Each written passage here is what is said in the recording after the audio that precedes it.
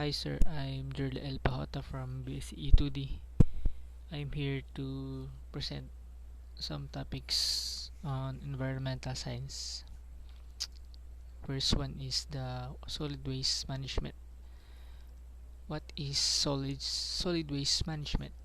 It is a term that is used to refer to the process of collecting and treating solid waste.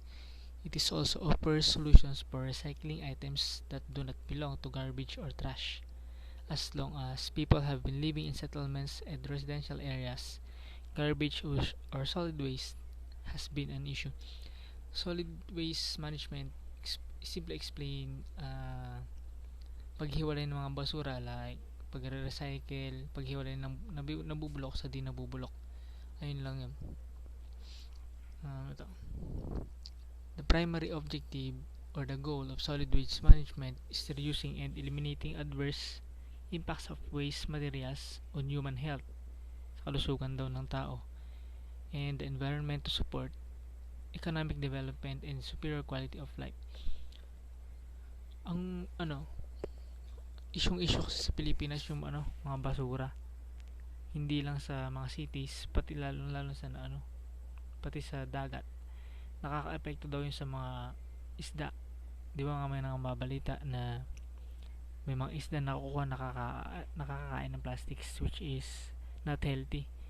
Kasi pwede natin makain yung mga isdang ganun na nakaka-epekto naman sa tao, sa kalusugan ng tao. And these are the 6 stages of waste management system. One is the waste generation. Rates for residential and commercial activities can be used to estimate the impact of new developments on the local waste stream. Next, on-site handling, storage, and processing refers to the activities associated with handling of solid waste until they are placed in the containers used for their storage before collection. It must isolate the waste from the environment to prevent health hazards. Waste collection also includes the curbside collection of recyclable materials that technically are not waste as part of a municipal landfill diversion program. Next, waste transfer and transport. These are the activities involved in moving waste from the local waste collection location to regional waste disposal site or in the large waste transfers. Ito, recycling. Recycling, alam naman natin yun, pagre-recycle. Yung mga plastic bottles na ginagawang minsan pa tingnan naman ng halaman, ganun. Natitinda or nire-recycle, pinaglalagyan ng like sa supermarkets. Yung ibang kunyari plastic bottle ng C2, pwede nilang i-recycle yon, which is na pwedeng lagyan ng mga oil, regular oil, ititinda ulit nila. Yun. Disposal. Solid waste disposal sites ranging from the dumps, open dumps to sanitary landfills as such cannot be considered a sustainable option for waste management. Disposal. Pagtatapon ng mga bagay-bagay na ng iba hindi naman nabubulok. Malaki daw epekto nun, lalo which is, for example, sa health ng lupa na pinagtatamnan. Wala naman yung mga battery nakabaon sa lupa. Pag tinamnan mo yun, ay mamamatay yung mga alaman. Next, recyclable materials. Examples of recyclable materials. One is glossy magazine and ads, cardboard, paperboard, plastic drink bottles. Ayan, mga recyclable. Aluminum cans, milk cartons, etc. Non-recyclable materials such as garbage, food waste, food-contained items such as used paper plates or boxes, paper towels or paper napkins. Next, ceramics and kitchenwares, windows and mirrors, plastic wraps, packing peanuts and bubble wraps, wax boxes. ito naman. Benefits of recycling. Reduce the size of landfills. Ayun nga, imbis na itapon mo lang or itambak sa mga gilid-gilid dyan, i-recycle mo na lang, magagamit mo pa. Pwede pang display sa bahay, gano'n. Next, conserve natural resources. Ayun nga, sinabi ko rin kanina, banggit ko. Pag-preserve, like sa dagat, yung mga nakakain ng fish, mga lamang dagat natin, gano'n. And sa lupa din, like sa batteries, nakabaon nga. Pag ni-recycle yun, hindi maapektuhan yung taba ng lupa. Saves money, syempre. Pwede mong itinda. Saves energy. Yan.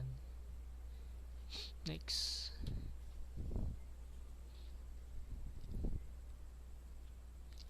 Next one is the global warming or the climate change. Global warming, tagal natin pinag-aaralan ulit-ulit. Pagbabago ng panahon, klima, lalo sa Pilipinas. Ito daw yung mga cause ng global warming. Next, humanity increase use the fossil fuels, ayan, such as coal, oil, and gas to generate electricity, run cars and other forms of transport, and power manufacturing and industry. Example na yun, usok ng sasakyan. Number 1 sa Manila, sa mga cities. Pagsusunog sa mga factories, fossil fuels. Next, deforestation, because living trees absorbs and store carbon dioxide. Pagpuputol ng mga puno, nakaka-apekto din yan.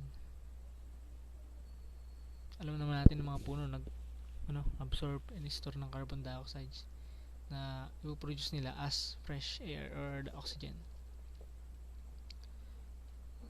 Modern global warming is the result of an increase in magnitude of the so-called greenhouse effect or e-warming of Earth's surface and lower atmosphere caused by the prevalence of water vapor, carbon dioxide, methane, nitrous oxides, and other greenhouse gases. Impact. The rising temperature and changing chemistry of ocean water is combining with other stresses such as overfishing and pollution to alter marine bays, food production, and harm fishing communities. Some climate changes currently have beneficial effects for specific sector or regions. Impact daw ng global warming natin. Tumataas yung temperature, kaya yung mga, lalo sa Pacific Ocean, kaya yung mga dumadating na bagyo sa atin, lalo sa Pilipinas, sobrang lalakas na. Tsaka ngayon, yung temperature natin, nag-ranging from 40 to 50, hindi na bumababa ng 40 degrees, which is cause ng climate change, global warming. Prevention. Paano ito maiwasan? Number 1 is the renewable energies such as solar panels. Ano ba? Mga ganun. Falls generating powers like sa ibang resort or tourist spots. Sa falls, i-generate na lang sa electricity from water. Next, sustainable transportation. Number 1 dito ay yung bike, and yung mga rechargeable bikes na nauso na ngayon. Air pollution prevention, iwasan na yung pagsusunog. Waste management, waste management and recycling. Pag re-recycle, hindi na sinusunog. Sea and ocean prevention, circular economy. Sea and ocean prevention naman, pagbawas o pagtigil na ng mga pagdidinamita, paggamit ng mga dynamite fishing, ganyan. Global mitigation, migrant crisis is the intense difficulty, trouble, or dangerous situation in the receiving state destination country due to the movements of large groups of immigrants, displaced people, refugee as asylum seeker, escaping from the conditions natural or artificially created, which negatively affected their situation. Thank you po.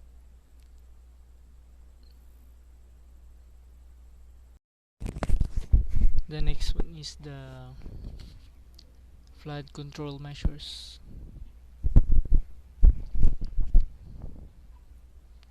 Flood tunnels are a component of a flood management system usually found in built-up urban areas where there is no space for surface canals or stormwater channels. Diversion canal. Diversion dams do not generally impound water in a reservoir. Instead, the water is diverted into an artificial water course of canal, which be used for irrigation or return to the river after passing through the hydraulic generators, flow into a different river, or be a self-dam, forming an on-ground. Ito, diversion canals.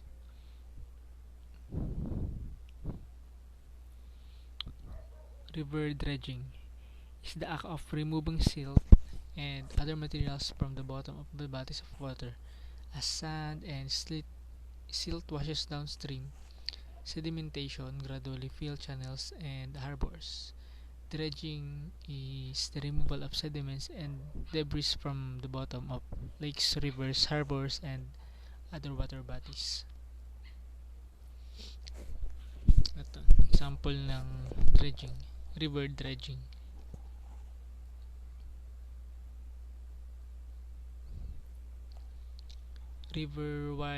Widening. The river channel may be widened or deepened, allowing it to carry more water. Pagpapalubang ng mga ilog o pagpapalalim, lumalalim kasi yung ilog pag bumaba, siyempre dumadaan yung mga excess sands na nakukuha niya sa mga dinadaanan niyang tubig, which is napupunta sa ilog na nagkukos na pag nito maapaw. Ito yun.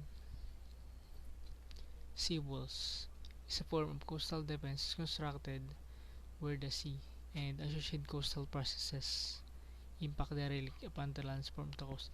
Example nito, the best example nito ay yung sa Manila Bay, yung bakod sa gilid ng dagat or mga ilog ganun. Ito example niya. Para hindi daw directly na tumatama yung mga example yung malakas na alon sa land surface. Flood walls is a primarily vertical artificial barrier designed to temporarily contain the waters of a river or other waterway which may rise to unusual levels during seasonal or extreme weather events. Sa Pilipinas wala namang ganito. Yung ito, pabakuran nila yung galing pero sa Pilipinas wala, sa ibang bansa lang yun. Embankment. An embankment is a word used for an artificial ridge of soil or rock built by the side of a river and designed to try to prevent the river from flooding during times of high water. Ayan, embankment.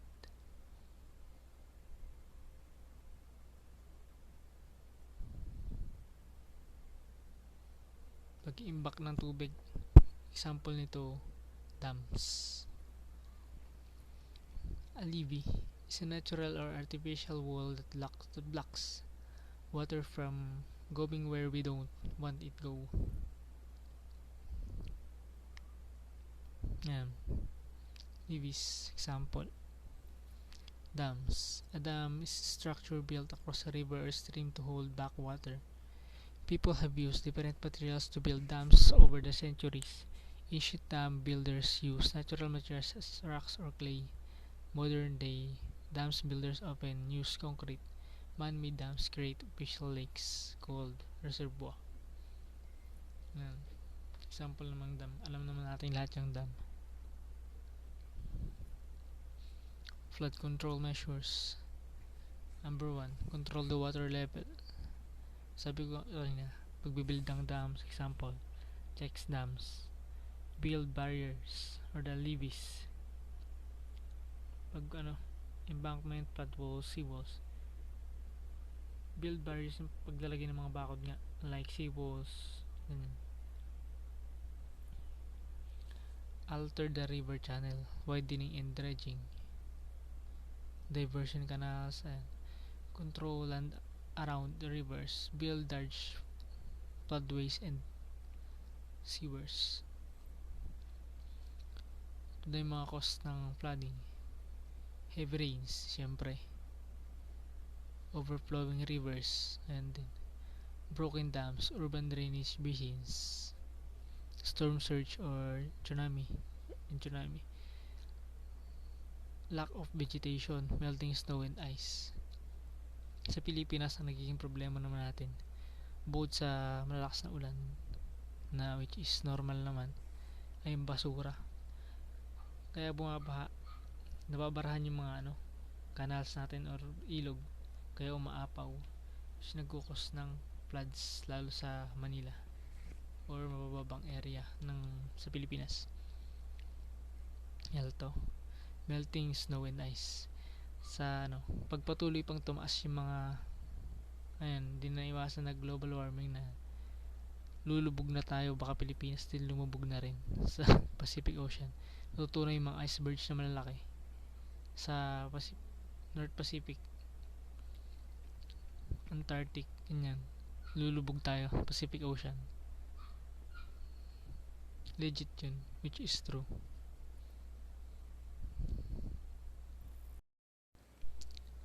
The last one is the public water treatment and distribution.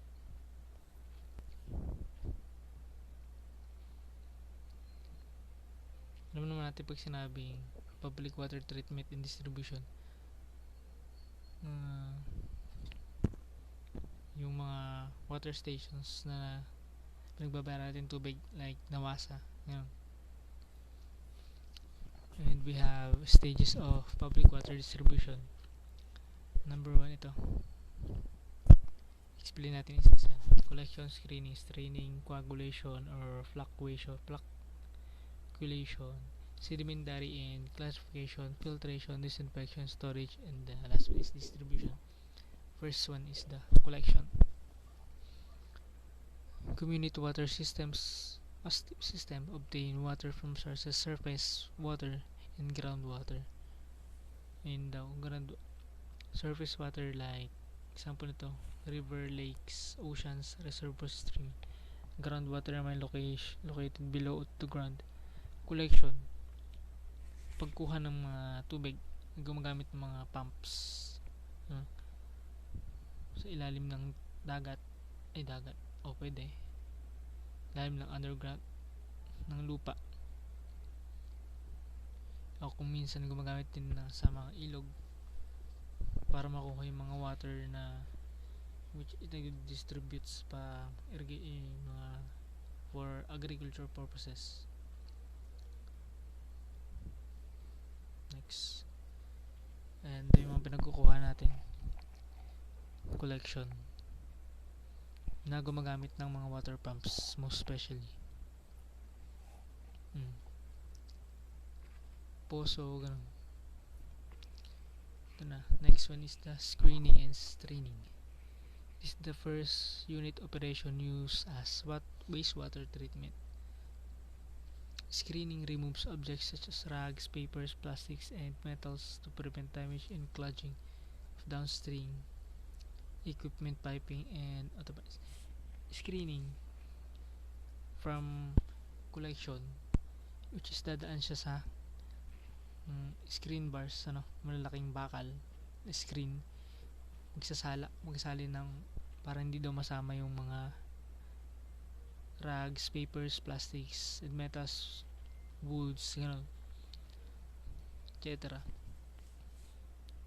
Next one is ito pala example ng screening, straining. Sinasabi ko kanina, screen bars, Ayan, from collection to screening. Next, coagulation. Coagulation is a chemical water treatment technique typically applied prior to sedimentation and filtration. Example nito ay rapid sand filtration to enhance the ability of treatment process to remove particles. This include base, aluminum metals, aluminum chloride and aluminum sulfate, sodium aluminate, and iron-based metals, ferrous sulfate, ferric sulfate, ferric chloride. Ito yung nilalagay nila. Kunyari may mga naiwang particles na sumama ay nakalusot sa screening. Maglalaglag sila ng chemical na yung mga particles na nagkalat na maliliit ay magsasama-sama, which is magpo-form ng big na mas malaking particles. Yun. That is what we call coagulation. After nun, ito, collection, screening, coagulation. Next one is the, ito pala yung coagulation. Paglalagay ng chemicals, ayan, pag hinagis mo o nilagay mo dun sa tubig, sama-sama yung maliliit na particles na mag-form ng mas malaki para mas makita, mas madaling mag-appear o makita para mas matanggal din. Next, sedimentation and clarification. This is the process of allowing particles in suspension in water to settle out the suspension under the effect of gravity. The particles that settle out from the suspension become sediment, and in water treatment is known as sludge. Ito, sedimentation. From paghahagis ng coagulation, sabi ko kanina, ayan, mawawala na. Sedimentation, bababa na yung parang sasalain, ganun term. Basta yun, sedimentation. Next one is the filtration. Water flows through a filter designed to remove particles from within it. The filters are made of layers of sand and gravels, and in some cases crushed and anthracite. Filtration collects spent impurities in water, enhancing the effectiveness of disinfection. Ito, example nito. And next one is the disinfection. Ulit na natin. Number 1 is the collection, screening, coagulation, sedimentation, filtration, and the disinfection. It's a physical or chemical process in which pathogenic microorganisms are deactivated or killed. Disinfection, pagpapatay ng mga bacteria na. Ito na yung process nun, which is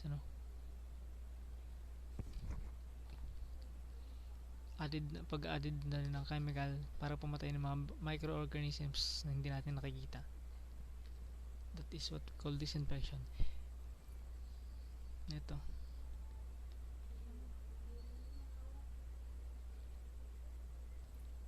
storage. Next, safe water storage means that once the water has been treated and is safe to use, it is stored in a container that protects the water from recontamination. Pag stored from collecting na, pag-process, pag malinis na yung tubig na ready na, i-stored na nila. Ayan, some storage malaki, mga water systems gumagamit nyan. Next, the distribution.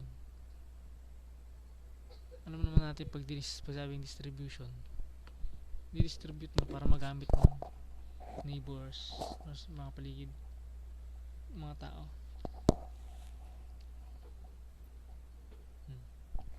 Yan, distribute.